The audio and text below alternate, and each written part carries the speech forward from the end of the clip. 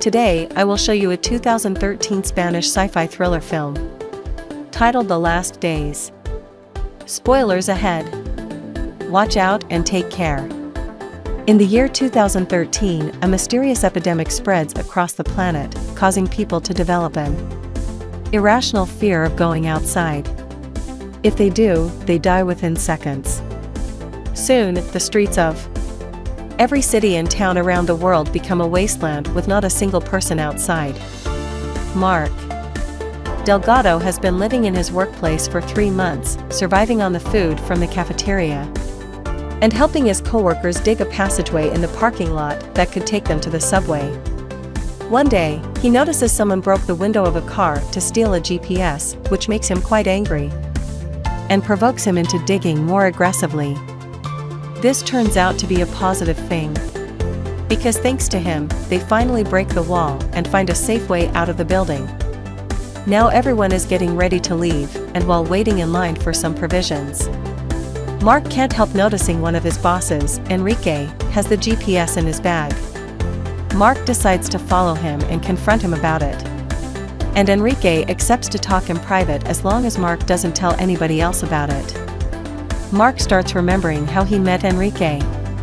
Many months ago, the man was hired to take care of the company's productivity problems and was known for being ruthless when it came to treating employees, firing them without hesitation if necessary. When he called Mark to his office, he scolded him for taking so long with the project, refusing to hear how difficult the process of programming is, and gave him an ultimatum: he had to be done by the end of the month or he'd lose his job. Mark stayed until late at the office, working on his code and getting more frustrated by the second every time it fails. His girlfriend Julia called him to tell him she and her friend Andrea were closing up their shop, and Mark promised her he'd be there for dinner. However, his computer blue-screened, and he ended up staying longer than planned. When he finally made it to his apartment, he noticed that his neighbor opened his door just to see him arrive, and his girlfriend already had dinner without him. He found her making toys for her shop, and while looking at a puppet she considered keeping for the future, she brought up the subject of having a baby, to which Mark replied he didn't think it was the right moment. Later that night, he couldn't sleep, so he watched some TV. The news was talking about a Canadian teenager that recorded his suicide after spending 6 months inside his house, never leaving because of fear. The next morning at work, everyone was watching the same clip, causing Mark's coworker Rovira to nervously leave the area. Another coworker pointed out he hadn't changed his clothes or taken a shower in days. Back in the present, Mark tells Enrique that he wants to find his girlfriend, and the only way to properly navigate the subway tunnels is with the GPS, since phones don't have a signal anymore. He offers Enrique a deal: if he takes Mark to his girlfriend, he'll give him all the supplies he took from Rovira's locker. Enrique at first says no, but he changes his mind pretty quickly when Mark threatens to tell everyone about the stolen GPS. After saying goodbye to their co-workers, the two men enter the subway tunnels. The GPS is working fine, but they keep it off to save the battery life, and for now, they make do with a subway map. There are lots of people down there already, and they even hear gunshots, so they hurry up until they make it to the station, which is full of survivors from wall to wall. Suddenly, a teenager steals Enrique's bag with the GPS.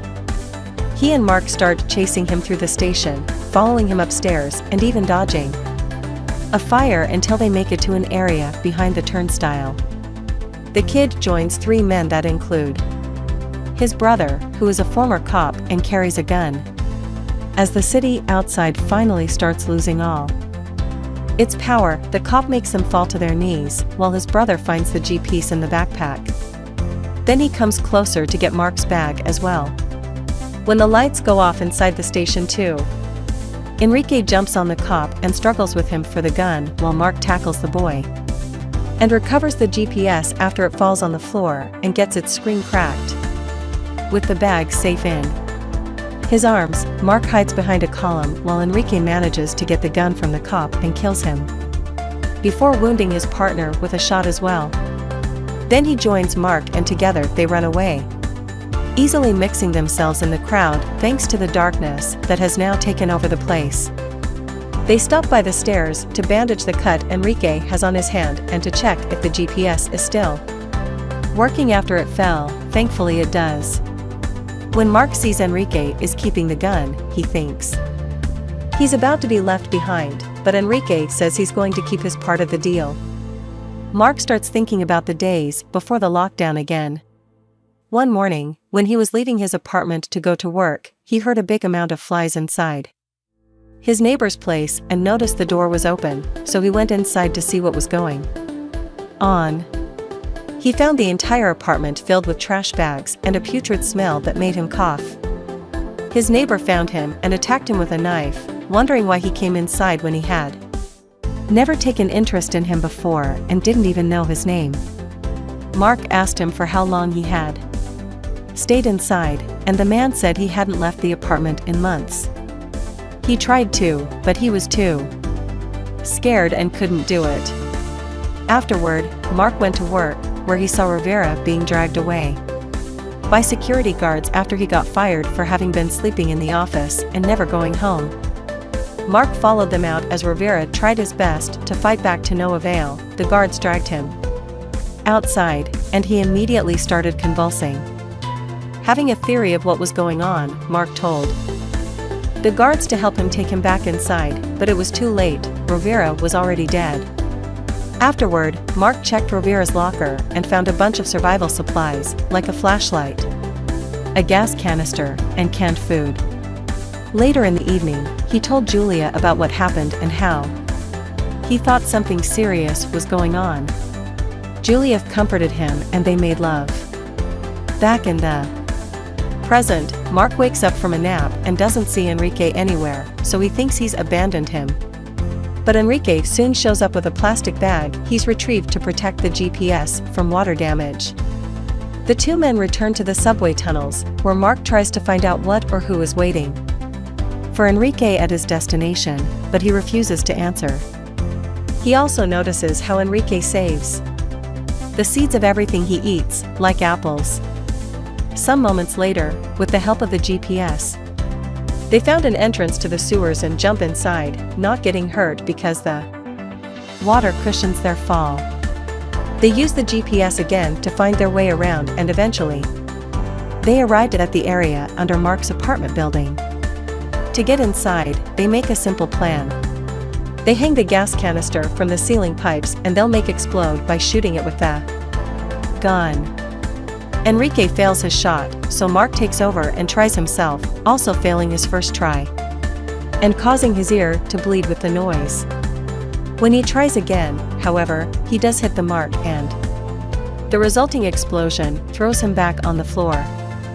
Enrique helps him stand up, and together they climb the debris and go through the hole to access the building, which, just like the station, is also filled with refugees. His old neighbor is still living in the same apartment, but the door to Mark's has its lock broken. They can see an eye looking at them through the spy hole, and this infuriates Mark, who starts yelling and pushing the door that is being held back by a man speaking in a foreign language. Taking advantage of the man's exposed hand, Mark bites it, causing him to step back and finally getting to enter his home. The man threatens them with a knife, and Enrique takes out his gun in return, reaching an impasse until the man's wife and daughter show up. The little girl understands their language and explains they didn't have anywhere to go, so they took the apartment because it was empty. After both men put their weapons down, Mark tells them the place is his and takes a photograph of Julia from the wall to ask them if they've seen her, but they swear there was nobody there when they arrived. Afterward, they took a look around the place. Enrique finds no food in the fridge, but there are dead doves being prepared to eat, and an old popcorn bag in the trash can from which he retrieves the seeds. He also takes a kitchen knife with him. Mark, meanwhile, goes to Julia's work table and after finding her puppet, He grabs a drawing the little girl made and turns around the sheet of paper when he sees the name of a doctor on the corner. It's the picture of an ultrasound. Because Julia has been pregnant since the last time he saw her and he didn't know about it. Mark starts remembering their last time together. They were watching the news about the pandemic. They were calling it the panic, which was causing more and more deaths around the world. The government asked the citizens to stay calm and to keep on carrying on their everyday lives as usual, which infuriated Mark. His mood got worse when the news changed to show pregnant women giving birth in awful conditions, and he started to rant about the irresponsibility of it all, which made Julia finally understand that he never truly wanted kids, and all his given reasons through the years were just excuses. Upset and crying, she ran and locked herself in the bathroom, ignoring him when Mark tried to talk to her through the door. He left for work then, already noticing how there weren't many people on the streets and the trash was piling up in the cans. A man in the subway was even wearing a mask. When he made it to the office, he called Julia, but it was Andrea who picked up her phone, telling him Julia didn't want to talk to him at the moment. Getting desperate, Mark decided to go back, especially after both the phone and nearby televisions lost their connection. However, as soon as he stepped outside, he started to feel sick. So he had to run back inside and stay there permanently. Back in the present, it has started to rain, so Mark and Enrique help the family gather water by using an old stretcher. Soon people all over the city are using sticks to put buckets and pots under the rain to refill their water reserve. In the evening, Enrique carves 2 spears out of broomsticks, and Mark fills various bottles with the newly acquired water. He also puts Julia's puppet in his bag. They get back into the sewers in the morning, and when they reach a split, they argue over what way to choose. Mark wants to go to the mall where Julia used to work to see if she's there. But Enrique refuses, saying his deal was only to take him to his apartment and it isn't his fault. She wasn't there when they arrived. He even takes out his knife to defend himself and wonders aloud if Julia is even alive, which makes Mark furious and causes him to jump on him to beat him up. In the struggle, Enrique drops the knife, and Mark drops the flashlight, which breaks when it hits the floor. The 2 men break up the fight and Mark demands to know what Enrique has that could be more important than his wife and baby, so Enrique finally confesses he wants to go to the hospital his father has been staying at after he lost the capacity to move because of an embolism. He also tells Mark that he could come with him because once he reaches the hospital, the GPS can be his. After some hesitation, Mark accepts. The duo finds some stairs that take them inside a church. While looking around, they find a lighter and a hip flask with alcohol still in it. So they use both things plus some wood to start a fire. It seems the light has called someone's attention because they hear some noises nearby, so they grab their spears and go investigate. What they find at the back of the church is quite a surprise. It's a bear, who quickly starts chasing after them. Mark is about to reach the sewer stairs when he notices Enrique has fallen and the bear is on him, so he decides to stay and help. He pokes the animal with his spear to get him off Enrique, who rushes back to their bonfire and lights a torch to keep the bear at bay. This isn't enough, however, the bear is advancing and pushing them towards the doors that would take them outside, so Mark comes up with the plan. He asks Enrique to drop the torch, and when he does, the bear uses the chance to jump on him. So Mark receives him with his spear pointed at him, causing the bear to impale itself on it. Both men can't help laughing when they find a tag that says the bear comes from the Barcelona Zoo. Moments later, they're eating the bear meat that they have roasted over the fire. Enrique thanks Mark for staying instead of escaping with the GPS and admits that before everything happened, he would have fired him even if he had finished the project on schedule. But this confession only makes them laugh again. Enrique also admits that he's worried that without his father, nobody will. Notice if he dies, and there are some important things he still needs to talk to him about. In return, Mark tells him he told Julia he didn't want kids, but it wasn't entirely true. He was just scared he wouldn't be able to take care of and protect the kid, a fear that has only gotten worse in the current situation. Some hours later, they go back to the sewers and come across a family coming from the opposite direction. One of them is hurt, so they tell them to go with them to the hospital, but they reply with bad news. Rumors said the hospital Enrique's father was at has burned down. Freaking out, Enrique rushes into the nearest door and enters a building, where he climbs the stairs until he reaches a floor high enough to oversee the city and confirm the rumors. The hospital has indeed burned down. Feeling like he has nothing else to live for, Enrique breaks the window with a chair and gets ready to jump, but Mark pushes him back inside and tells him he needs him. Enrique disagrees, so he gives Mark the seeds for his future baby and tells him to leave. After going through the sewers again, Mark finally reaches the mall, which he enters through a parking lot filled with bodies. Ignoring the sensation of being followed, he rushes to Julia's shop, but he only finds the body of Andrea's mother. Getting incredibly desperate, he looks through all the papers and notebooks, but he doesn't find any clues. So he throws it all on the ground with anger and cries until he notices something in the mirror. After cleaning away the dust, he finds a note from Andrea for her mother, saying they're stuck in the supermarket section of the mall. Mark hurries to that area, which has been barricaded so the people leaving upstairs can't come to steal food from them any longer. The men guarding them threaten Mark with a bow, so he takes out a picture he brought from his apartment and explains he doesn't want trouble, he just wants to find his girlfriend. One of the men goes to the back to see if Julia is there with them, and while waiting, Mark sees some shadows moving behind him. Suddenly, a group of people that had been following him comes out, taking advantage of the distraction Mark has created to break into the market and fight for the food.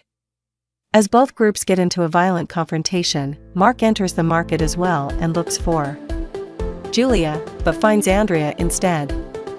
She mentions the last day she saw Julia was before she went to the doctor and, after kicking off an incoming attacker, guides Mark towards a nearby exit. However, they get separated when a beam on fire falls from the ceiling between them, trapping Andrea between the flames and the outside world. She opens the doors and Mark encourages her to go out, but she can't bring herself to do it and dies when more of the ceiling falls on top of her. Mark wastes no time and starts running in the opposite direction, only to be jumped on by one of the crazy raiders. He's about to be stabbed when suddenly, Enrique appears and pushes the guy away before helping Mark to stand up as he tells him he knew he'd still need him. The attacker hasn't left though, and he quickly comes closer again to stab Enrique in the stomach. Enrique pushes him away again and is about to impale him with a spear when he notices it's just a kid, so he decides to spare him, pretending his wound isn't a big deal and he's fine. Enrique tells Mark they should hurry out of the mall before the whole building collapses. They cross the sewers once more until they find a hole in the ceiling that someone else dug. And when they climb inside it, they find themselves in a movie theater. There's nobody around, so Mark approaches the glass door and sees that Julia's doctor's office is across the street. It's impossible for him to reach it like this though, because the tunnel is blocked. Getting desperate, he goes upstairs and looks through the window, trying to see if he can find Julia inside the other building. It takes him a moment, but he does end up seeing her, and when he does, he starts calling her name and hitting his window, hoping she'll see him as well. At first, it looks like she'll never turn around, but it seems Mark's tactic has a good effect because Julia suddenly turns and the couple finally sees each other again and cries with happiness. Mark rushes downstairs to tell Enrique about Julia, only to find him sitting at the theater, bleeding out. He wants to look for something to bandage the wound up, but Enrique doesn't let him, claiming his time has come. His last words are a request for Mark to to stop whining and cross the street to reunite with his family once and for all. Enrique dies then, and Mark takes a moment to cry for him before following his advice. Both he and Julia make it to their respective doors. And after some hesitation, Enrique finally steps outside. He immediately starts feeling sick and dizzy, his ears start bleeding, and he has trouble walking. But by keeping his eyes on Julia, he manages to continue even after falling, crawling the rest of the way as a bright white light becomes the only thing he can see around him. Suddenly, Julia's face appears above him. And as the light disperses, Mark realizes he's successfully crossed the street and made it to the building, finally reuniting with his beloved. The couple stays in that building and starts a new life there, collecting water from the rain and growing Enrique's seeds. Their boy is born strong and healthy, and when he learns to walk, he goes outside on his own, proving the new generation isn't affected by the panic. Many years later, a group of wandering teenagers shows up at their door, so Mark and Julia decide to let their son join them so he can have a chance to know what the outside world is like and perhaps have a chance to rebuild society from the scratch. Now playing. A woman learns her husband was killed, but finds him alive next morning. Movie Digest.